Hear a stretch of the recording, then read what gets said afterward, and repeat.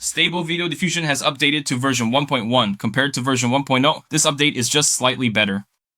Personally, I think in shorter videos, the 0 version can perform better. So in this 1.0 version, it performs better throughout the longer video, which is a simple conclusion like that. I found 2 pictures from a video and did some simple tests.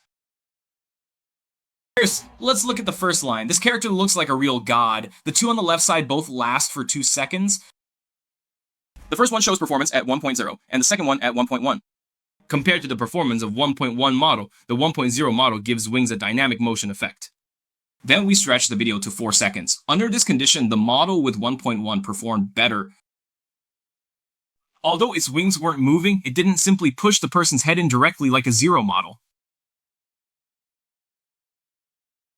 This 1.0 version on the left features dynamic characters and fiery sprays, giving the impression that they're in the middle of battle. In this 1-point perspective model on the right, the figures are almost completely still.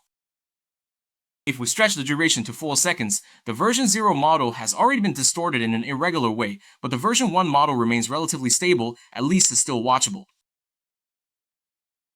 I scaled up the width and height of these 2 videos separately. The final result shows that both have completely collapsed, but it's clear that the 1-point model is somewhat more stable. It hasn't completely fallen apart.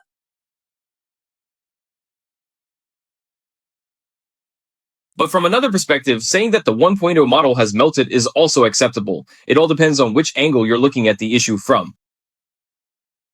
Navigate to RunningHub's AI or click the link in the introduction to register and get 12 gigabytes of login daily to receive 100 points.